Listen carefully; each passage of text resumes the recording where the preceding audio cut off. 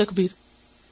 اللہ اکبر اللہ اکبر لا الہ الا اللہ واللہ اکبر اللہ اکبر وللہ الحمد. سورۃ البلد آیت نمبر 1 سے 20 تک. آیت نمبر 1 to 20. سورۃ قاف کے بعد نازل ہوئی.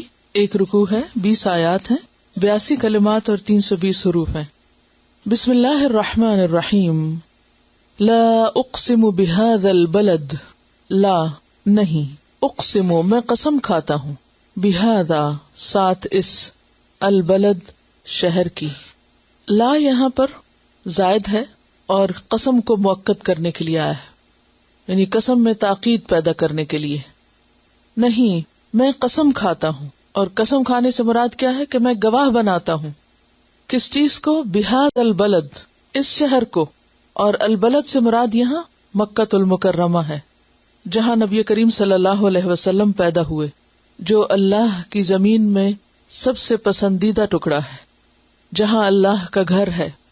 نبی صلی اللہ علیہ وسلم نے ہجرت کے موقع پر فرمایا تھا مکہ شہر کو مخاطب کر کے کہ خدا کی قسم تو ساری زمین میں اللہ کے نزدیک سب سے زیادہ بہتر اور محبوب ہے، اور اگر مجھے یہاں سے نکلنے پر مجبور نہ کیا جاتا تو میں تیری زمین سے نہ نکلتا.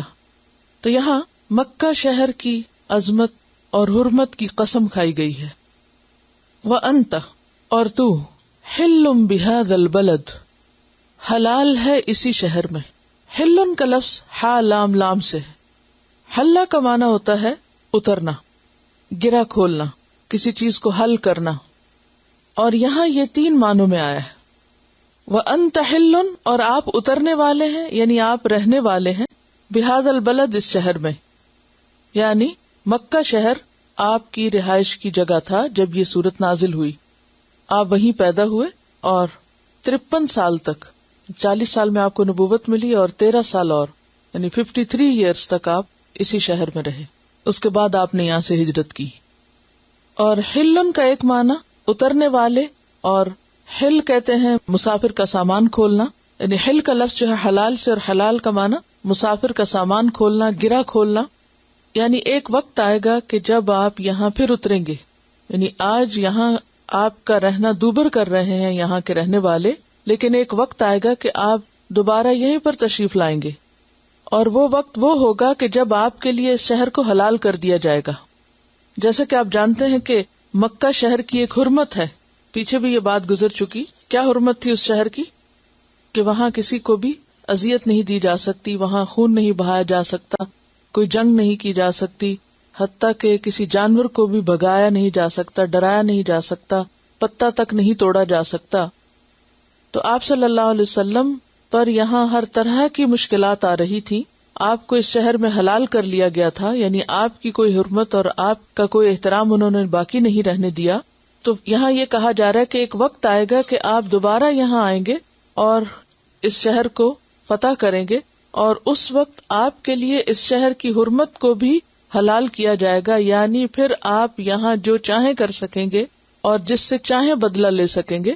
اگرچہ آپ نے بدلہ نہیں لیا، لیکن اس کے باوجود ہم یہ جانتے ہیں کہ آپ صلی اللہ علیہ وسلم کے لیے فتح مکہ کے بعد کچھ دیر کے لیے اس شہر کی حرمت ختم کر دی گئی تھی، اور آپ کو یہ اجازت دی گئی تھی کہ جس کا خون آپ یہاں بہانا چاہیں بہا سکتے ہیں.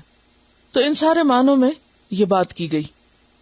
ایک معنی کیا کہ آپ یہاں رہتے ہیں، نمبر 2 آپ کو یہاں حلال کر لیا گیا، یعنی آپ کی عزت اور احترام کی قدر نہیں کی جا رہی، اور نمبر 3 ایک وقت آئے گا کہ جب آپ دوبارہ یہاں پر آئیں گے اور آپ کے لیے اس کو حلال کر دیا جائے گا. حلال جو کر دیا جائے گا یعنی آپ اس وقت کسی مجرم کو پکڑ کے وہیں سزا دینا چاہیں تو دے سکیں گے. اور آپ نے فرمایا نا کہ جب سے بنا ہے یہ گھر، اس کی حرمت ہے، یعنی مکہ کی حرمت ابد سے ہے اور قیامت تک رہے گی. میرے لیے صرف چند ساعتوں کے لیے اس کو حلال کیا گیا ہے، کیونکہ آپ نے بعض مجرموں کو پکڑا بھی تھا اور کہا تھا کہ فلاں شخص اگر کعبہ کے پردے کے نیچے سے بھی ملے تو اس کو پکڑ کے مار دو، کیونکہ کچھ لوگوں کو سزا دی گئی تھی اس موقع پر بھی، جبکہ عام لوگوں کو معاف کر دیا گیا تھا. یعنی آپ کی شان بیان ہو رہی ہے کہ وہ چیز جو اول سے آخر تک کسی اور کے لیے حلال نہیں ہوئی وہ آپ کے لیے حلال کی گئی. ووالد وما ولد، اور قسم ہے والد کی اور جو اس نے جنم دیا. والد سے مراد کون ہے اور ولد سے مراد کون ہے؟ والد سے مراد ہوتا ہے باپ، یعنی قسم ہے باپ کی، وما ولد، اور قسم ہے اولاد کی. ایک معنی کیا گیا ہے کہ اس سے مراد آدم علیہ السلام ہے، اور ما ولد سے مراد بنو آدم. اور دوسرا معنی والد سے مراد ابراہیم علیہ السلام اور ولد سے مراد نسل ابراہیم. اور والد کی قسم اور جو اس نے جنم دیا. لقد خلقنا الانسان فی کبد، البتہ تحقیق پیدا کیا ہم نے انسان کو مشقت میں، کبد میں. کبد کے دو معنی، ایک معنی ہے رفعت یعنی فی احسن تقویم کے معنوں میں، اور دوسرا معنی ہے مشقت، شدت، دشواری، سختی، مصیبت. اور کبد جگر کے لیے بھی آتا ہے، لیور کے لیے وہ کبد کہلاتا ہے. اور لیور کا بھی کام جو ہے وہ بہت مشقت کرنا ہے، یعنی جسم میں مختلف فنکشنز اس کے جو ہیں وہ انتہائی مشقت اور محنت پر مبنی ہیں. اب یہاں تین چیزوں کی قسم کھا کر، یعنی تین قسمیں کھانے کے بعد جو بات بیان کی گئی ہے، جو حقیقت بیان ہوئی ہے، وہ کیا ہے کہ ہم نے انسان کو بہت مشقت میں پیدا کیا ہے. یعنی انسان کے لیے اس دنیا میں راحت نہیں بلکہ کام ہے. دنیا عیش و عشرت کے لیے نہیں بنی اس کی، بلکہ اس کے لیے کام کی جگہ ہے، اسے محنت مشقت کرنا ہے. پہلی بات تو یہ کہ وہ شہر یعنی البلد الامین، مکہ کا شہر جو ہے، وہاں پر زندگی کچھ آسان نہ تھی.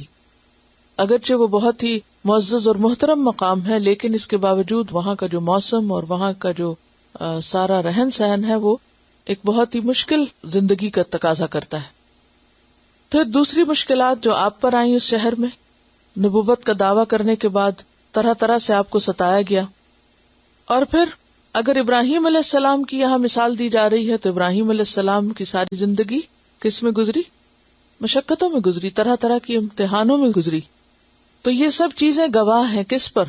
کہ خود انسان مشقت میں پیدا کیا گیا ہے، یعنی اس کی زندگی محنت اور مشقت سے اور مشکلات سے بھری ہوئی ہے. یہ دراصل جواب قسم ہے. یہاں انسان کہیں بھی بھاگے، کہیں بھی جائے، مشقت سے بھاگ نہیں سکتا، وہی اس کے لیے مشقت ہے.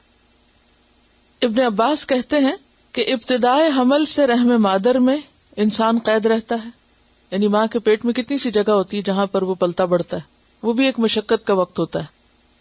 پھر ولادت کے وقت کی محنت و مشقت برداشت کی، یعنی ماں کے پیٹ سے باہر آنے کے لیے اس کو مشقت کرنا پڑتی. پھر ماں کا دودھ پینے، پھر اس کے چھوٹنے کی محنت، وہ بھی ایک مشقت کا وقت ہوتا ہے، ماں کے لیے بھی اور بچے کے لیے بھی.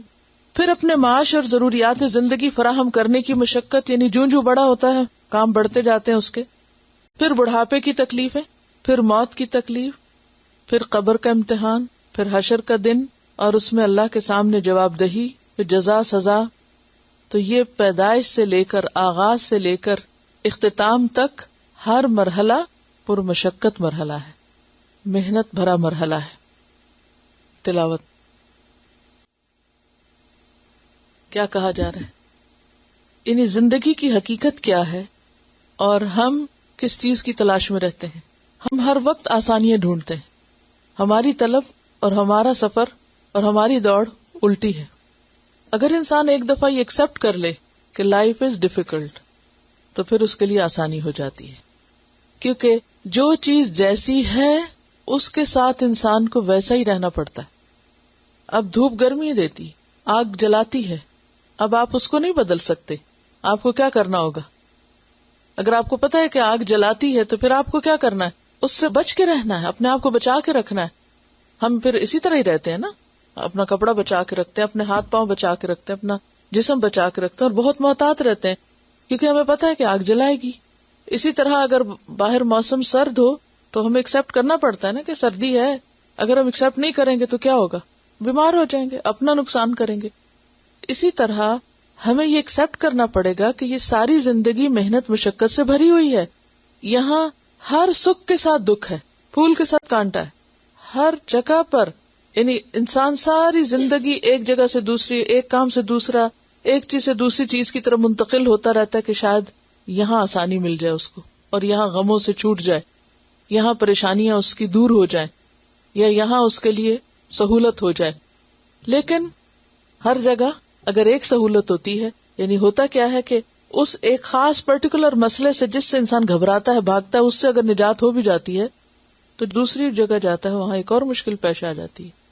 پھر انسان سوچتا ہے میرا یہ فیصلہ غلط تھا، مجھے کچھ اور کرنا چاہیے، پھر اس کی طرف دوڑنے لگتا ہے اور وہاں اس پچھلے مسئلے سے تو شاید نجات ہو جائے لیکن کچھ اور مسائل کھڑے ہو جاتے ہیں. یہی زندگی. تو اس زندگی کا سفر صبر کے بغیر اور مشکلات کے ساتھ جینے کے فیصلے کے بغیر درست نہیں ہو سکتا. ہمیں کوئی اچھا کام کرنا ہو تو بھی مشکل سے گزرنا ہوگا اور برا کرنا ہو تو بھی مشکل سے گزرنا ہوگا. اللہ نے اس دنیا کو بنا ہی ایسے، ہم اس نظام فطرت کو بدل نہیں سکتے. اور اللہ تعالیٰ یہاں پر ہمیں سمجھا رہے ہیں کہ دیکھو یہ تمام چیزیں جن کے ساتھ عظمت وابستہ ہے، مثلا البلد الامین جو ہے مکہ المکرمہ، کتنا بڑا اس کا مقام اور مرتبہ ہے، لیکن وہاں رہنا آسان نہیں. اس دور میں بھی مشکل تھا اور آج بھی مشکل ہے. اور پھر وہاں پر مثلا حج عمرے کے لیے جاتے ہیں عام طور پر، ویسے تو بہت جذبات اور بہت شوق اور بہت محبت سے جاتے ہیں، لیکن وہاں جب جاتے ہیں تو کیا حال ہوتا ہے، مشکل ہوتی ہے نا. اگر کوئی کہے کہ بس وہ خوابوں کی دنیا میں حج عمرہ ہو جائے تو وہ ایسے نہیں ہوتا. ایک دفعہ اچھا خاصا انسان کا ذہن گھوم جاتا ہے. پھر اس کے بعد آپ دیکھیں کہ وَأَنْتَ حِلٌّ بِهَذَا الْبَلَدِ، نبی صلی اللہ علیہ وسلم کا مقام کتنا ہے، کتنا ادب، عزت، احترام، اور اللہ نے آپ کو مکہ جیسے شہر پر پھر فتح دے کر دین کو مکمل کیا. لیکن آپ کی ساری زندگی کس چیز کا نمونہ ہے؟ محنت اور مشقت. بچپن سے آپ دیکھیں، پیدائش سے لے کر آخری مرحلے تک جتنی آپ نے تکلیفیں اٹھائیں اتنی شاید کسی نے بھی نہیں اٹھائیں. پھر اس کے بعد ووالد وما ولد، آدم علیہ السلام ہو یا بنو آدم ہو یا پھر خاص طور پر ابراہیم علیہ السلام، ان کا مقام اگر بلند ہے، کیونکہ نبی صلی اللہ علیہ وسلم کے بعد سب سے زیادہ بڑا مقام ابراہیم علیہ السلام کا ہے، اور انہوں نے ہی چونکہ یہ جگہ آباد کی تھی اس لیے خاص طور پر ان کی طرف اشارہ ہے. ان کو بھی بہت عزت اللہ نے دی، لیکن ان کی زندگی سے بھی سبق کیا ملتا ہے کہ وہاں بھی محنت اور مشقت ہے. انہوں نے کیسی کیسی قربانیاں دی، بہت تکلیفیں اٹھائیں توحید کی خاطر، دین کی خاطر، اور ہر وہ چیز جو انہیں پیاری تھی وہ قربان کی. تو ان ساری چیزوں سے ہمیں کیا سیکھنا ہے؟ لقد خلقنا الانسان فی کبد، کہ یقیناً ہم نے انسان کو، اور یہ لقد جہاں آتا ہے بہت ہی زیادہ تاکید ہوتی ہے. اور الانسان سے مراد کون سا انسان ہے؟ جن سے انسان، سب انسانوں کی بات ہو رہی ہے، کوئی نیک ہو، بد ہو، عورت ہو، مرد ہو، ہر ایک فی کبد، مشقت میں ہے، مشکل میں ہے، اور ان مشکلات سے ہم بھاگ نہیں سکتے. پیچھے بھی ہم نے پڑھا نا، یا ایھا الانسان انک کادح الی ربک کدحا فملاقیہ. یہ ساری زندگی مشکلات رہیں گی. تو عقل مندی کا تقاضا کیا ہے کہ انسان کیا کرے؟ مشکلات کے ساتھ جینا سیکھے، رہنا سیکھے.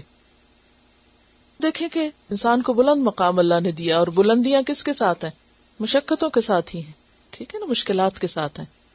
یعنی انسان کسی بھی حال میں اپنے آپ کو مشقت سے آزاد نہیں کر سکتا. اب آپ دیکھیں کہ اگر آپ زیادہ دیر کھڑے رہیں تو کھڑے ہو کے تھک جاتے، اگر زیادہ دیر بیٹھ جائیں تو پھر کیا ہوتا ہے؟ تھکتے ہیں یا نہیں؟ بیٹھ کے تھک جاتے. زیادہ دیر سو جائیں تو طبیعت خراب ہو جاتی، زیادہ دیر جاگ لیں تو مشکل ہو جاتی ہے، کچھ نہ کھائیں تو مشکل ہوتی ہے، کچھ کھا لیں تو مشکل ہوتی ہے، سردی ہے تو مشکل ہے، گرمی تھی تو مشکل تھی، بچے تھے تو مشکلات تھیں، جوان ہے تو مشکل ہے، تو بوڑھے ہو گئے تو مشکل ہے. مشکل ہی مشکل ہے، زندگی مشکل ہے، اسے ایکسپٹ کرو، اور بجائے اس کے کہ غلط کاموں میں محنت کرو، اس سفر کو اچھے کاموں میں گزارو تاکہ اس کا پھر آخر میں اجر بھی ہو. ایحسب، کیا وہ سمجھتا ہے، کون؟ انسان، اللن، کہ ہرگز نہیں، یقدر، قادر ہوگا، علیہ، اس پر، احدن، کوئی ایک. کیا انسان سمجھتا ہے کہ کوئی اس پر قابو نہیں پا سکتا؟ ہوتا یہ ہے کہ انسان کو اللہ تعالیٰ جب طاقت دیتا ہے، جوانی دیتا ہے، مال دیتا ہے، دنیا میں کوئی عہدہ دیتا ہے، اس کو ایک مضبوط گرفت دیتا ہے کسی چیز پر، تو انسان کیا سمجھنے لگتا ہے کہ اب کوئی مجھے پوچھنے والا نہیں، کوئی مجھے پکڑنے والا نہیں، کوئی میرا کچھ نہیں بگاڑ سکتا. اور اس طرح جب دنیا میں نعمتیں زیادہ ملتی ہیں انسان کو، تو بسا اوقات انسان ہدایت کی بجائے بگاڑ کی طرف چلنے لگتا ہے. کیا سوچ کے کہ کوئی میرا کچھ نہیں بگاڑ سکتا، یعنی تکبر کا شکار ہو جاتا ہے انسان. تو کیا انسان یہ سمجھتا ہے کہ اس پر کوئی قابو نہیں پا سکتا، اسے کوئی پکڑنے والا نہیں؟ اور یہ خیال جو ہے یا یہ احساس جو ہے وہ انسان کے لیے بہت سی خرابیوں کا دروازہ کھول دیتا ہے. مثلا بعض لوگ کہتے ہیں نا میں کسی سے نہیں ڈرتی, مجھے کسی کا ڈر نہیں, مجھے کسی کی پرواہ نہیں, میرا کوئی کچھ نہیں بگاڑ سکتا, کوئی میرا مقابلہ نہیں کر سکتا, خواہ وہ جسمانی قوت ہو یا ذہنی ہو یا کسی اور چیز کی. تو یہ انسان کی ایک بھول ہے, یہ انسان کے نفس کا دھوکہ ہے. کیسے اس نے سمجھ لیا؟ کیا اللہ اس کو دیکھتا نہیں؟ کیا اللہ اس کو پکڑے گا نہیں؟ یہ ایک طرح سے ڈانٹ پلائی جا رہی ہے. کیسے تم یہ سمجھتے ہو کہ تم پر کوئی قابو نہیں پا سکتا؟ تم اپنی اس آزادی سے ناجائز فائدہ کیوں اٹھاتے ہو؟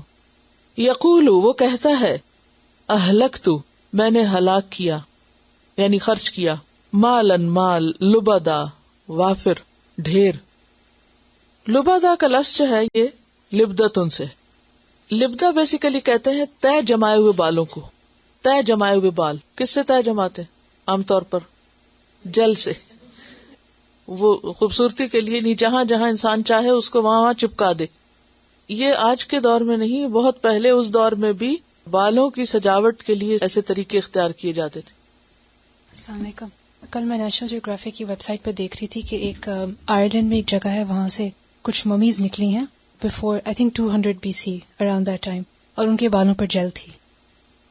تو آپ صلی اللہ علیہ وسلم کے زمانے میں بھی خواتین جو تھیں وہ گم, یہ جو ہوتی ہے گوند یا موم جو ہوتی ہے, اس کا استعمال کرتے تھے بال. اور اس کے لیے کہا گیا نا کہ اس کو ہٹانا چاہیے پاک ہونے کے لیے, کیونکہ بالوں کے اوپر اگر کوئی چیز چپک جائے تو غسل نہیں ہوتا. خاص طور پر پیریڈز کے بعد جو غسل کیا جاتا ہے اس کے لیے بالوں کا دھونا اور بھیگنا ضروری ہے. عام جو غسل جنابت ہوتا ہے اس میں اگر سکن بھی بھیگ جائے تو کافی ہے. تو لبدا کہتے ہیں بالوں کی تہ جمانا. تو بیسیکلی اس میں تہ بتہ اور ایک دوسرے سے چمٹایا ہوا یہ معنی ہوتا ہے.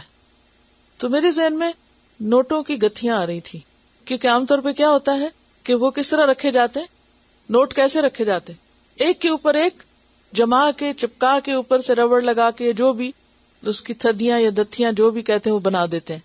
تو لبادہ ہوتا ہے ڈھیر, یعنی ایک دوسرے کے اوپر چپکایا وجہ سے جل سے بال ایک دوسرے کے اوپر طے جماتے ہیں, ایسے ہی طے بطے. یقول, انسان کہتا ہے, اہلکت مال اللبدا, میں نے ڈھیروں مال. اب ڈھیروں میں وہ بات نہیں بنتی, اس لیے مجھے لفظ کے اندر جانا پڑا تاکہ ذہن کھلے آپ کا, کہ میں نے ڈھیروں مال لٹا دیا. کہاں؟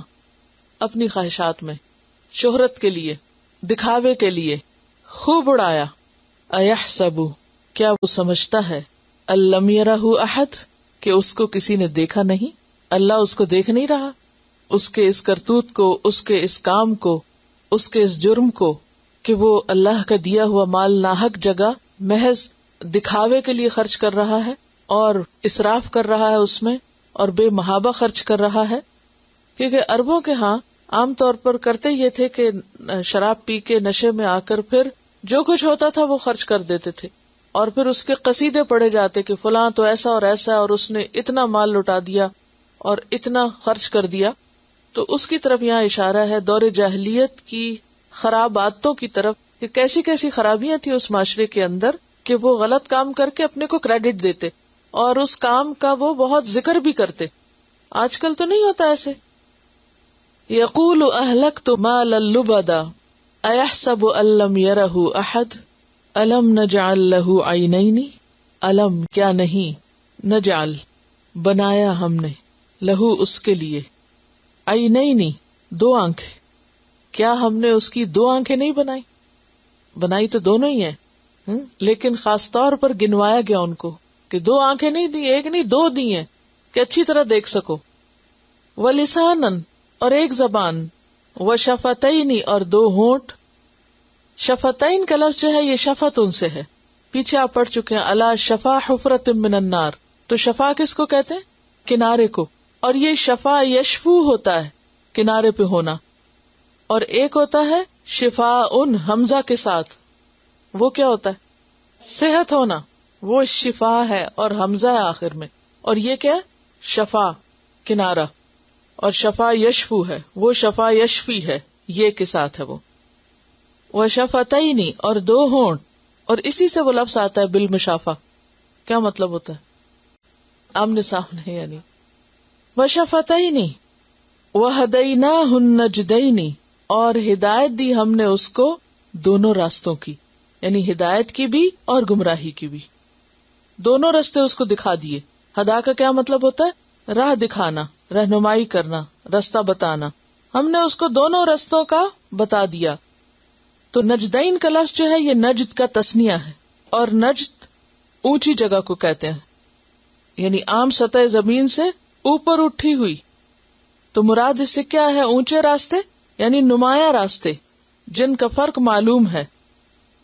اور بعض نے اس کا ترجمہ یہ بھی کیا ہے کہ اس سے مراد ماں کا سینہ ہے، کیونکہ وہ سینے میں اٹھی ہوئی جگہ ہوتی ہے اور بچے کے رزق کا انتظام وہاں ہے. بچے کی پیدائش سے پہلے ہی اللہ نے ماں کا سینہ بنایا اس لیے کہ اس میں بچے کے لیے رزق رکھا، غذا کا انتظام کیا، اور یہ اللہ کی نعمتوں میں سے بہت بڑی نعمت ہے. اور آپ نے دیکھا ہوگا کہ بچہ پیدا ہونے کے فوراً بعد، اور اب تو یہ ہے کہ اس کا ابھی وہ بھی نہیں کاٹتے، آول بھی نہیں کاٹتے کہ اس کو ماں کے سینے پہ ڈال دیتے ہیں جس حالت میں وہ نکلتا ہے، اور بچہ دودھ پینے لگ جاتا ہے، یعنی چوسنے لگ جاتا ہے.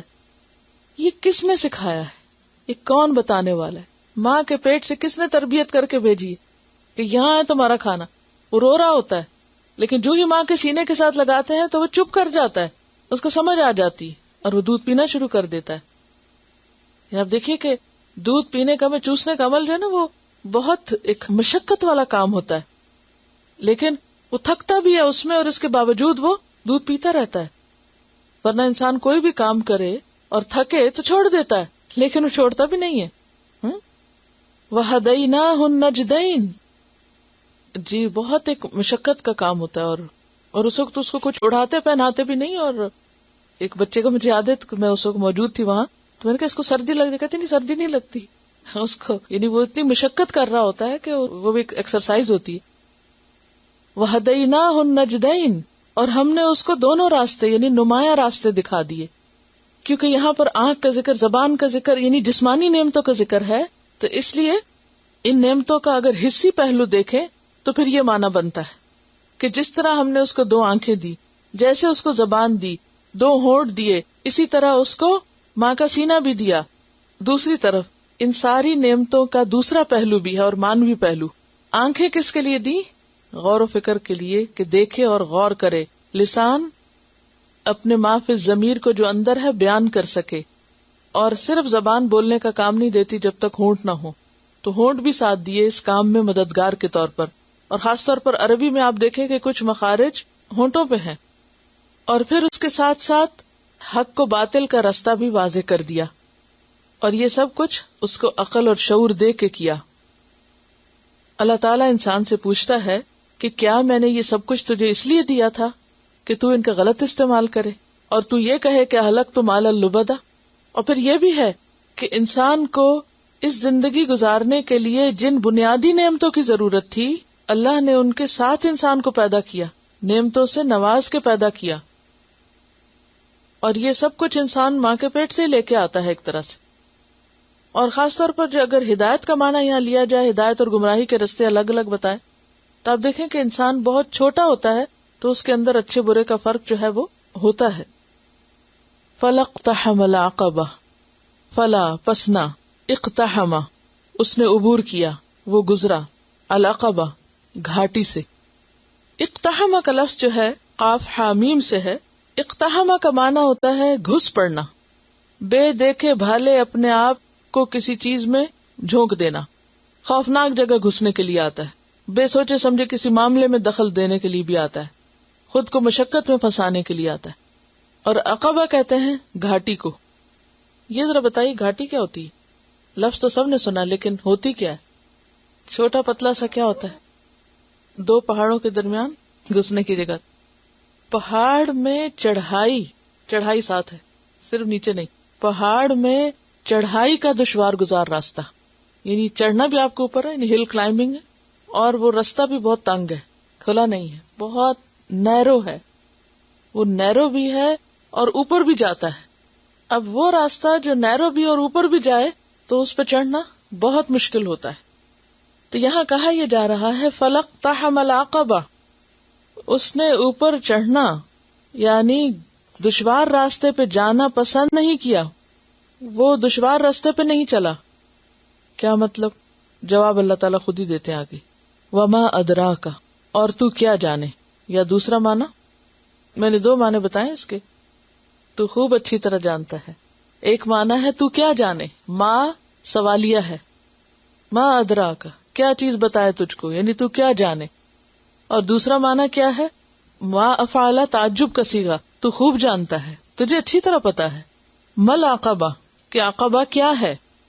اب یہاں اللہ تعالیٰ عقبہ گھاٹی کا رستہ نہیں بتائیں گے، بلکہ کچھ عملی کام کرنے کے بتائیں گے کہ یہ ہے عقبہ. عقبہ ہے فک رقبہ، یعنی ہی فک رقبہ، وہ گردن کو آزاد کرانا ہے.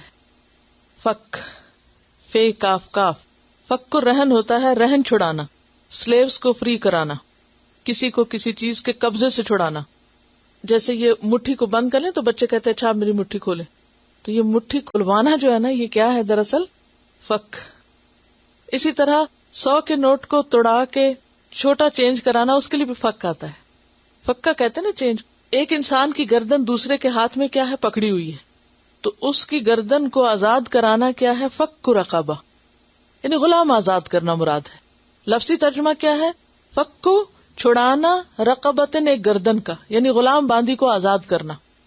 یہ ہے عقبہ، مشکل کام. اپنا یعنی خود کسی کے پاس غلام ہو تو اس کو چھوڑ دینا، یا پھر کسی کے پاس ہو تو خرید کے چھڑانا. اور اس کا کتنا ثواب ہے. مسند احمد میں ہے اور بخاری میں بھی آتا ہے، نبی صلی اللہ علیہ وسلم نے فرمایا جو کسی مسلمان کی گردن چھڑائے اللہ تعالیٰ اس کے ہر عضو کے بدلے اسے جہنم سے آزاد کرا دے گا. یعنی غلام کے ہر عضو کے بدلے اس کا عضو جہنم سے آزاد کر دے گا. یہاں تک کہ ہاتھ کے بدلے ہاتھ، پاؤں کے بدلے پاؤں، اور شرمگاہ کے بدلے شرمگاہ. یعنی پورا جسم جو ہے، اگر کوئی کسی پورے غلام کو آزاد کراتا ہے تو خود اپنے آپ کو پورے کا پورا آگ سے آزاد کرا دیتا ہے.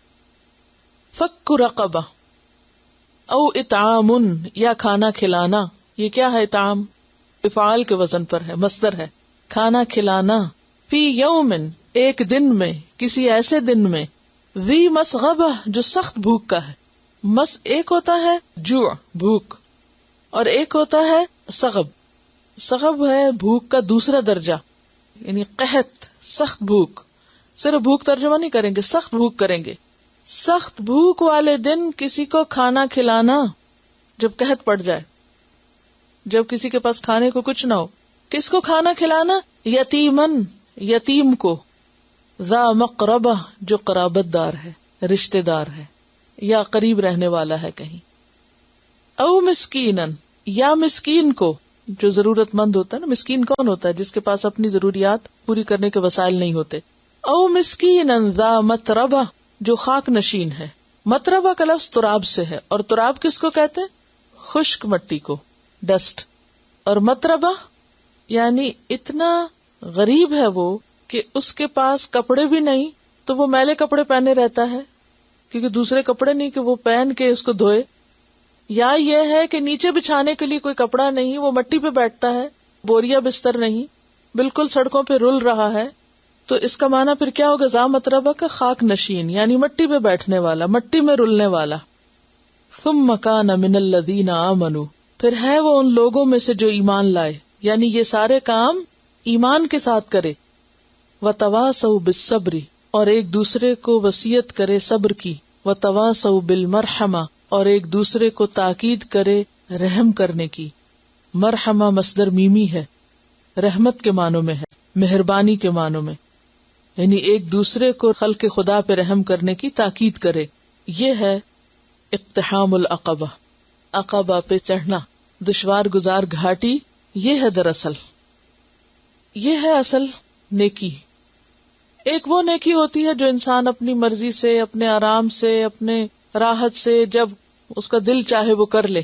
اور ایک نیکی ہوتی ہے جو ایمرجنسیز پہ کی جاتی ہے، اور ایک نیکی ہوتی ہے جو ڈھونڈ کے کی جاتی. یہ نیکی جو ہے اس میں ایمرجنسیز بھی ہیں کہ اچانک کوئی ایسا حادثہ ہو گیا اور اس میں مدد چاہیے، اور اس میں انڈیویجول ایفرٹ بھی شامل ہے. آپ دیکھیے کہ عام طور پر ہم اگر کسی کی مدد کرنا چاہیں تو کیا کرتے ہیں، کہیں پیسے دے دیتے، کسی کو کہہ دیتے یہ تم کر دو. لیکن یہاں پر کیا کہا گیا کہ یتیمن ذا مقربہ، اب رشتہ دار یتیم ہو تو آپ یہ تو نہیں کریں گے کہ کسی چیریٹی آرگنائزیشن میں جا کے پیسے دے دیں کہ وہ ہمارا رشتہ دار جو یتیم ہے تو تم اس کو اسپانسر کر دو. کیا کریں گے؟ یہ قید کیوں لگائی؟ صرف یہ نہیں کہا گیا یتیمن یتیم، بلکہ یہ کہا گیا ذا مقربہ، قرابت دار ہے، قریبی ہے. اور قریبی میں دو چیزیں آتی ہیں، ایک تو ہے کہ خون کی قرابت، رشتہ دار ہے، بہن بھائیوں میں سے کسی کا بچہ ہے، یا دوسری چیز کیا ہے کہ وہ کہیں ہمسائے میں ادھر ادھر قریب ہی رہتا ہے، یعنی تم جانتے اس کو کہ کون ہے، اس کا خیال کرو. اچھا یہ زیادہ مشکل کیوں ہوتا ہے؟ رشتہ دار یتیم کا خیال رکھنا کیوں مشکل ہوتا ہے اور قریبی یتیم کا خیال کیوں مشکل ہے زیادہ؟ کیونکہ عام طور پر وہ گلے شکوے اور شکایتیں بہت کرتے ہیں، وہ آپ کو ستاتے ہیں، تنگ کرتے ہیں، یا آپ ان کو دیتے بھی رہتے ہیں تو وہ ریکگنائز نہیں اس کو کرتے، شکریہ بھی ادا نہیں کرتے، اور وہ مانتے بھی نہیں کہ آپ نے ان کے ساتھ کچھ کیا. اور آپ اگر کرتے بھی رہے اور وہ آگے سے اس کو کبھی اکنالج ہی نہیں کریں تو پھر کیا ہوتا ہے؟ انسان کا دل اٹھ جاتا ہے. انسان کہتا ہے کہ بس میں تو بہت تھک گیا ہوں، اب ان کو نہیں دوں گا، کہیں اور دے دوں گا، ان کو نہیں دوں گا. کہا نہیں انہیں کو دو. یا پھر یہ ہے کہ ملتے بھی نہیں، ملنا جلنا بات چیت، اور اگر بات چیت کریں گے تو بعض اوقات سوائے گلے شکوے اور نیگیٹو باتوں کے کچھ نہیں ہوگا. تو ایسی صورت میں جب انسان کا دل تنگ ہو رہا ہو، وہ تنگی آ گئی نا دل میں، گھاٹی بن گئی اندر ہی، تو اب اس کو عبور کرنا، اس کو پار کرنا، اس کیفیت کو اگنور کر کے پھر بھی وہی نیکی کا کام کرنا جو کرنا چاہیے، یہ ہے اصل نیکی، یہ ہے بہترین نیکی. کلا بلا تکرمون الیتیم والی بات بھی آ جاتی. پھر یہ بھی ہوتا ہے کہ قریبی لوگوں کی جو کمزوریاں ہیں یا ان کی خرابیاں جو ہیں یا ان کے بعض اوقات اسراف اور یہ چیزیں بھی آپ کے علم میں ہوتی ہیں، تو پھر آپ سوچتے ہیں کہ نہیں اب ان کو بالکل نہیں دینا کیونکہ تو اڑا دیتے ہیں اور یہ تو ان کو ضرورت نہیں ہے. تو بہت ساری چیزیں اس میں آ جاتی ہیں. ان ساری چیزوں کو دیکھنے کے باوجود پھر بھی خیر خواہی اور بھلائی کرتے رہنا اور ان کی ضروریات کا خیال رکھنا ضروری ہے. بعض اوقات ایسا ہوتا ہے کہ گھر میں یعنی کہ آپ ان بچوں پہ کچھ کرنا چاہتے ہیں لیکن ان بچوں کے جو والی وارث ہیں وہ پیسہ لے اڑتے ہیں یا کوئی اور اس طرح کی مشکل بھی پیش آتی ہے. تو یعنی یہ ساری مشکلات ہوں گی اور ان کے جاننے کے باوجود نیکی کرتے رہنا ہوگا. پھر ایک اور بات یہ ہے کہ مسکیناً ذا مطرب، خاک نشین مسکین، کبھی اس کے ساتھ بیٹھ کے کھانا کھانا اور اس کو بلا لینا. یعنی عام طور پر ہم کس کو گھر میں بلاتے ہیں، کن کی دعوتیں کرتے ہیں؟ یا اپنے سے بڑے یا اپنے دوستوں کو یا اپنے برابر کے یا پھر کوئی رشتہ داروں کو. لیکن ایسے لوگوں کو گھر بلا کے یا ان کے گھر جا کر ان کے پاس بیٹھ کے کم ہی لوگ ہیں جو کھاتے ہوں. تو یہ دل کو نرم کرنے والی باتوں میں سے. ایک شخص آپ کے پاس ہے اور کہنے لگا کہ میرا دل سخت ہے، تو آپ نے اسے کہا یتیم کے سر پہ ہاتھ پھیرو. تو یہ دلوں کو نرم کرنے کی چیزیں ہیں. اور ایسے لوگوں کے پاس بیٹھ کے، اور پھر بعض اوقات یہ ہوتا ہے کہ ان میں حالات کے مارے ہوتے ہیں بےچارے، کبھی تمیز نہیں ہوتی یا کھانے کا طریقہ نہیں آتا یا انداز ایسا ہوتا ہے کہ جس سے انسان کو گھبراہٹ ہوتی ہے، یا وہ ماحول ایسا ہوتا ہے اگر آپ بعض اوقات کسی بہت غریب شخص کے گھر جائیں تو بیٹھنا دوبر ہو جاتا ہے کہ صفائی کا پورا خیال نہیں ہوتا، یا اور اس طرح کی چیزیں ہوتی ہیں. یا یہ کہ کبھی وہ پکا کے آپ کو آفر کر دے، پیسے آپ ہی نے دیے ہوں. بعض اوقات ایسا بھی ہوتا ہے نا، آپ کسی غریب کی مدد کرتے ہیں پھر وہ شادی پہ آپ کو بھی بلا لیتے ہیں، تو اس وقت پھر آپ کہتے ہیں کہ یہ اس برتن میں میرے لیے کھانا بہت مشکل ہے، صفائی کا خیال نہ ہو، یہ کچھ. تو ان چیزوں کو پھر محسوس نہ کرانا اور ان کے ساتھ گھل مل جانا اور ان کی دلجوئی کرنا، یہ ہے بڑا مشکل کام، لیکن یہی گھاٹی عبور کرنا ہے، یہی نیکی ہے. اور یہی تکبر کو توڑنے والی چیزیں ہیں اور یہ کرنا ضروری ہے. ثم کان من الذین آمنوا وتواصوا بالصبر. اور کیسے گھاٹی عبور ہوتی ہے؟ صبر کے ذریعے. وتواصوا بالمرحمہ، اور رحمت کے ذریعے، یعنی نرمی، ہمدردی اور ایک دوسرے کے ساتھ خیر خواہی کے ذریعے. کیونکہ بعض اوقات ایسا ہوتا ہے کہ انسانوں کے باہمی تعلقات میں اونچ نیچ آ جاتی ہے تو انسان کا دل سخت ہو جاتا ہے دوسرے کی طرف سے. تو ایسے میں بھی کیا ہے کہ رحمت کے جذبات انسان کے باقی رہیں. اور یہ سب کچھ کب ہوتا ہے؟ جب انسان کے اندر ایمان اتر جاتا ہے، اس کی دل کی گہرائیوں میں ایمان چلا جاتا ہے، تو پھر انسان کی خیر اس کی صرف اپنی ذات تک محدود نہیں رہتی، بلکہ وہ اپنے سے زیادہ دوسروں کا خیال رکھنے والا بن جاتا ہے. اور اس میں وہ سوچتا ہے غلام کے بارے میں، فک رقبہ کے بارے میں، اطعام فی یوم ذی مسغبہ، ضرورت کے دن، قحط کے دن اپنا پیٹ کاٹ کے بھوک برداشت کر کے دوسرے کو کھلانا، کیونکہ جب قحط پڑے گا تو وہ یہ تو نہیں کہ اس میں نہیں پڑے گا اور باقیوں پر ہی پڑے گا. جب قحط کا موقع آتا ہے، ضرورت کے دن ہوتے ہیں، تو عام طور پر کیا ہوتا ہے کہ سبھی ضرورت مند ہوتے ہیں. یہ بالکل ایسا ہی ہے کہ جیسے آپ کو شدید بھوک لگی ہو اور آپ کھانے کی میز پر بیٹھے ہو کہ اتنے میں ایک اور غریب رشتہ داروں کا گروہ جو ہے وہ گھر میں آ جائے، تو پھر اب آپ کا کیا حال ہوگا؟ اس وقت خوش اخلاقی سے پیش آنا. یہاں اصل میں جس سوسائٹی میں آپ رہتے ہیں تو اس طرح کی مشکلات آپ کو نہیں پیش آتی، آپ اپنے اپنے زندگی میں ہیں. لیکن یعنی کہ اگر آپ بیک ہوم دیکھیں تو جہاں بہت سے لوگ، بہت سے رشتہ دار ایک ہی شہر میں رہتے ہیں اور ہر طرح کے رہتے ہیں، اونچ نیچ سب چیزیں موجود ہوتی، کوئی غریب ہے کوئی امیر ہے، اور پھر یہ کہ بعض اوقات ایجوکیشن نہیں ہوتی، آپ بیٹھے ہوئے کچھ کر رہے ہیں، اتنے میں بن بلائے یا بعض اوقات بغیر اطلاع دیے ایسے موقع پر آ جائیں گے کہ آپ کے لیے ایک مشکل پیش آ جائے گی. تو اس وقت اپنے جذبات کو قابو میں رکھ کے دوسرے کے ساتھ صبر و تحمل سے معاملہ کرنا اور اپنا پیٹ کاٹ کے دوسرے کو کھانا پیش کرنا، یہ ہے وہ دشوار گزار گھاٹی عبور کرنا. بعض اوقات ایسا ہوتا ہے کہ آپ نے کوئی ایسی چیز پکائی ہوتی ہے کہ جو بہت ہی آپ کی محنت سے یا آپ کی پسندیدہ ہوتی ہے، اور اس وقت کوئی ایسا شخص آ جاتا ہے تو اب آپ سوچتے ہیں چھپا کے رکھو، جب یہ چلا جائے گا پھر کھائیں گے. نہیں، اس کو بھی کھلائیں. اسی طرح ہم عام طور پر صرف ڈانٹ ڈپٹ سے کام لیتے ہیں یا سامنے یا پیچھے تانے وانے دے کے کہتے ہیں کام نہیں کرتے. ایسی صورت میں دیکھیے کہ جب کسی کو کام لگانا ہو یا کسی کی خیرخواہی کرنی ہو تو جیسے اپنے بچوں کے ساتھ ہم کرتے ہیں کہ پیار سے محبت سے، اور اس کے باوجود سمجھا کے پھر چھوڑ دیں. اگر کوئی نہیں کرتا تو وہ اپنے کام کا خود بھی ذمہ دار ہے. ہمارا فرض بنتا ہے وہ یہ ہے کہ جو ہم بہتر سے بہتر طریقہ تلاش کر کے اپنا فرض ادا کرتے رہیں. اور یہ جو رحمت کی بات ہے، اس میں آپ صلی اللہ علیہ وسلم نے فرمایا کہ ایک مسلمان دوسرے مسلمان کے لیے ایک عمارت کی طرح ہے جس کا ایک حصہ دوسرے کو مضبوط بناتا ہے. پھر آپ نے اپنی انگلیوں کو کینچی کر لیا. کینچی کر لیا کیا مطلب؟ یعنی ایک دوسرے کے اندر، یعنی اینٹ بھی اسی طرح لگتی ہے نا ایک دوسرے کے اندر. آپ نے فرمایا آپس میں بغض نہ کرو، حسد نہ کرو، ترک ملاقات نہ کرو، یعنی ملنا جلنا نہ چھوڑو، اور اللہ کے بندو بھائی بھائی بن کے رہو. کسی مسلمان کے لیے جائز نہیں کہ وہ اپنے مسلمان بھائی سے 3 دن سے زیادہ ترک ملاقات کرے، یعنی اس سے ناراض ہو کے رہے. تو یہ تبھی ہو سکتا ہے جب انسان کے اندر صبر کا مادہ ہو، ورنہ تو اگر آپ کو کسی کی بات بری لگ جائے تو آپ ساری زندگی کے لیے اس سے بول چال چھوڑ دیتے ہیں. تو پھر جس سے ناراضگی ہو اس سے بولنا، یہ کیا ہے؟ دراصل دشوار گھاٹی عبور کرنا، اقتحام العقبہ ہے. تلاوت. اولئک اصحاب المیمنہ، یہ ہیں دائیں بازو والے. اصحاب الیمین کی بات پیچھے پڑ چکے. جن کے اندر یہ صفات ہوں گی وہ اصحاب الیمین ہوں گے قیامت کے دن، وہ جنت میں جانے والے ہوں گے.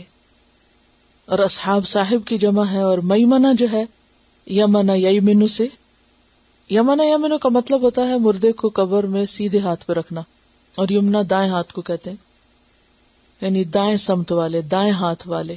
اور یمن کا معنی برکت بھی ہوتا ہے، یعنی بابرکت لوگ، یعنی خوش قسمت لوگ، قسمتوں والے، نیک بخت.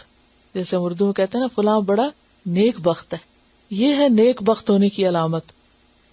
اور آپ نے تاریخ میں میمنہ اور میسرہ کا لفظ پڑھا ہوگا، یعنی فوج میں ایک دائیں طرف کے لوگ ہوتے ہیں، ایک میسرہ ہوتے ہیں، اور ایک قلب ہوتا ہے، اور ایک ہراول دستہ.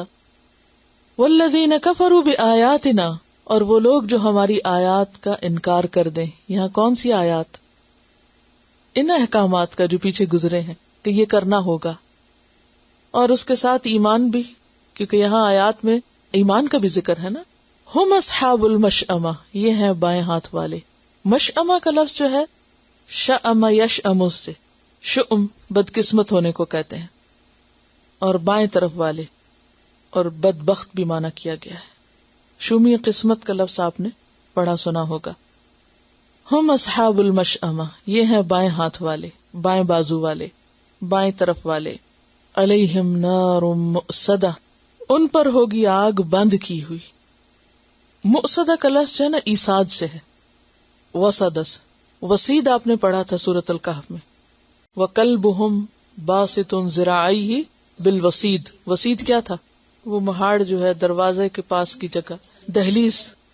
تو دہلیز دروازہ بند کرنے کے لیے بہت ضروری ہوتی ہے، کیونکہ وہ جب دروازہ بند ہوتا ہے تو پھر دہلیز ہوتی ہے تو اس سے وہ فکس ہو جاتا ہے. تو ایصاد ہوتا ہے دروازہ بند کرنا. اسی طرح ایک ہوتا ہے اطباق، ڈھکن بند کرنا، جیسے پریشر کوکر کا ڈھکن بند کر دیتے ہیں.